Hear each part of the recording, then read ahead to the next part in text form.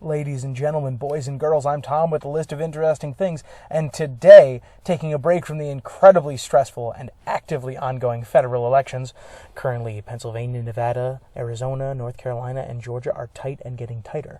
We're going to talk about something that is near and dear to my heart, and has filled me to bursting with civic joy in the last 2 days. Today on the list of interesting political things is the statehood referendum of Puerto Rico. As of yesterday morning, Wednesday, November 4th, the Commonwealth of Puerto Rico has passed a referendum voting to become a state. Now, it's not quite that simple. Today, we're going to go through a brief history of Puerto Rico's complicated relationship status with the U.S., as well as discuss this referendum in particular and what it might mean.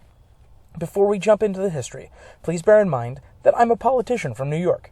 My perception of Puerto Rican history is likely very different than that of a Puerto Rican historian, or even that of a Puerto Rican kid. I'll do my best, and don't hesitate to make fun of me in the comments. Let's start with what Puerto Rico is. I think here it's important to clear up a misconception. There's a tendency among Americans, not with all Americans, but with many, to have an image of all Central American, South American, and Caribbean individuals as one homogeneous group.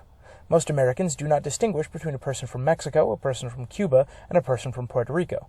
If they speak Spanish and they live to the south, they're all the same.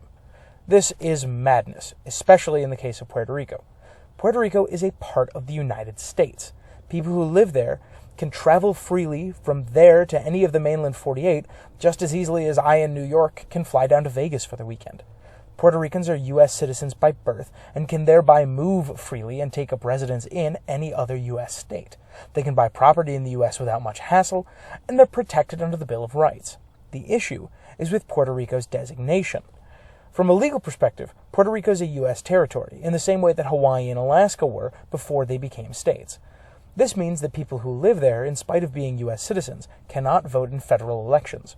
And this perception that the average American has of Puerto Rico as being this quite foreign place is terribly wrong and, I think, terribly damaging. They are Americans, and they are legally blocked from having a voting voice in Congress.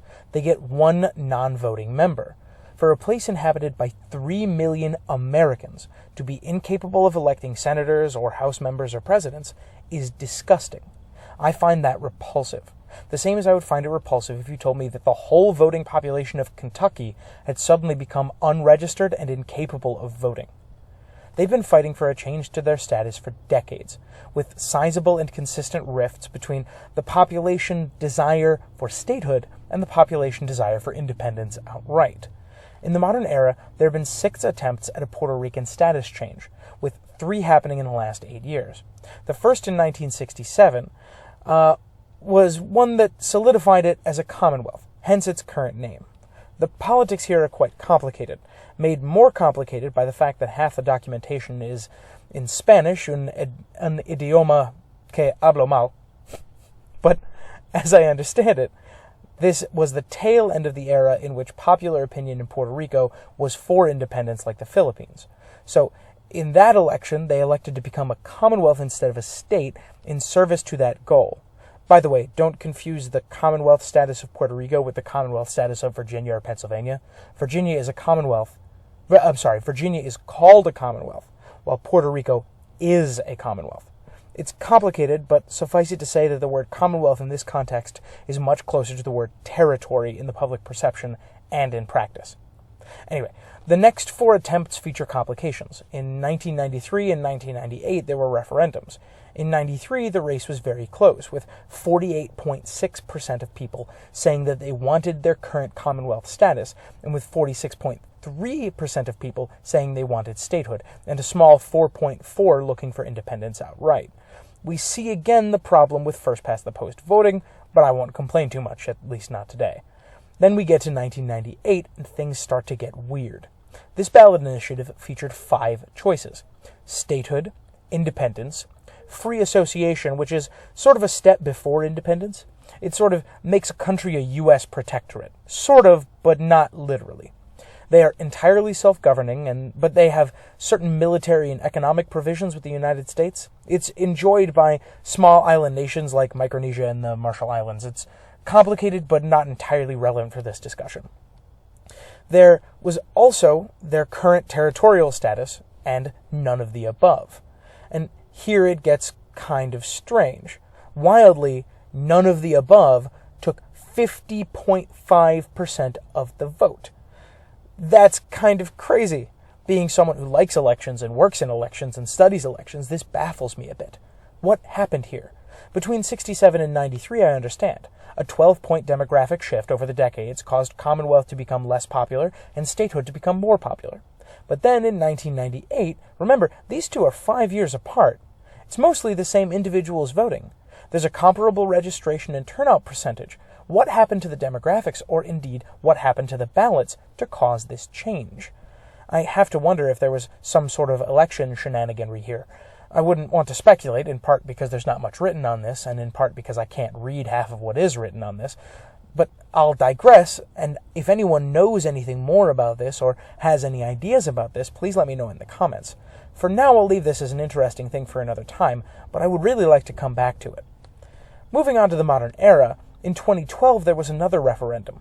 Voters were asked if they agreed with the territorial status of Puerto Rico, and if not, to indicate what they prefer. 54% said they did not prefer territorial status. Of those 54, 61% said that they want statehood. But there's a procedural problem here. First off, 54% said they didn't want territorial status. 61% of those said they wanted statehood. But that means, when you multiply that out, 33.04% of people actually voted for statehood, meaning 66% of people voted against statehood.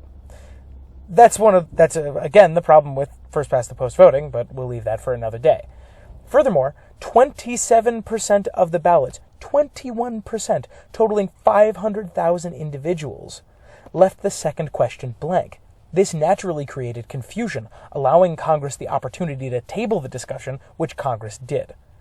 Next, in 2017, there was a much more simple ballot with 3 questions: statehood, independence/free association, it's left unspecified, and the current territorial status. 97.18% of people said statehood.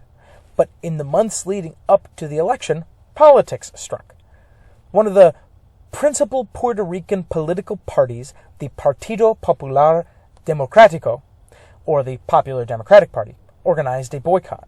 The party, abbreviated PPD, opposed statehood staunchly and convinced a large percentage of the electorate not to go in for the vote. This was overwhelmingly successful. The PPD convinced huge swaths of their voters not to attend the election. The result was a terribly skewed result, a terribly low voter turnout, and, of course, a terribly invalidated vote. And now we get up to this one. This one is exceedingly interesting. This referendum did not have multiple options.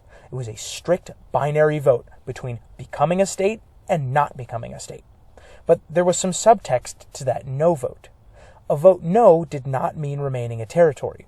A no vote meant pursuing some other route to independence, whether that be free association or full independence. Before we get into the specifics, let's address that independence question.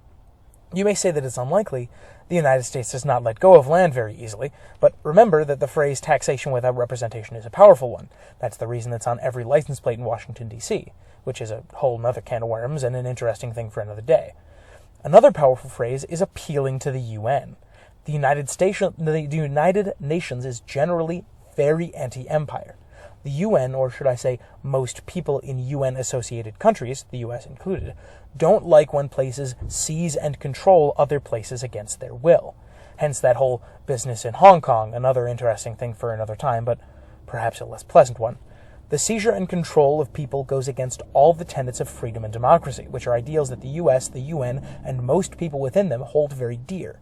I think that if the people of Puerto Rico voted for independence, and the governor of Puerto Rico then appealed to the UN, then the UN would have no choice but to pressure the United States to free Puerto Rico. But they didn't. I mean to say, they didn't vote for independence.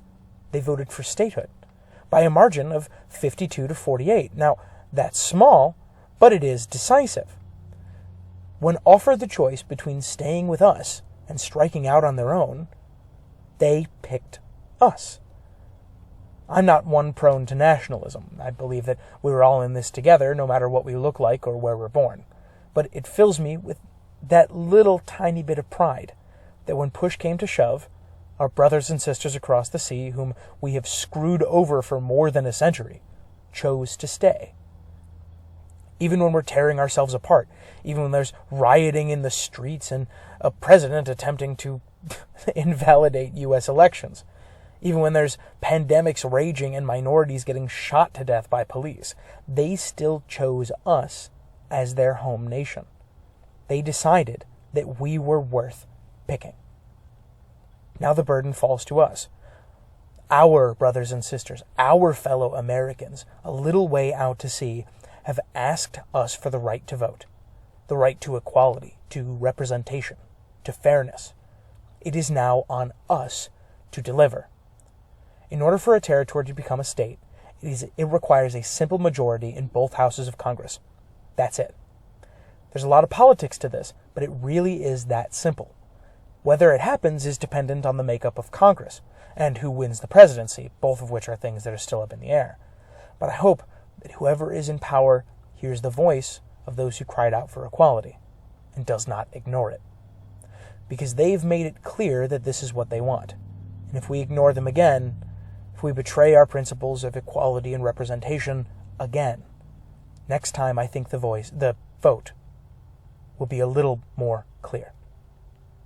This is the first in a series of videos on ballot measures that were up this year. Next time we'll talk about the Massachusetts referendum on ranked choice voting. I hope you'll subscribe to stay up to date on all the most interesting things. Until next time, be like the Puerto Rican Statehood referendum. Be decisive, be ambitious, and be tenacious, even in the face of generationally long odds. And above all, be interesting. See you next time.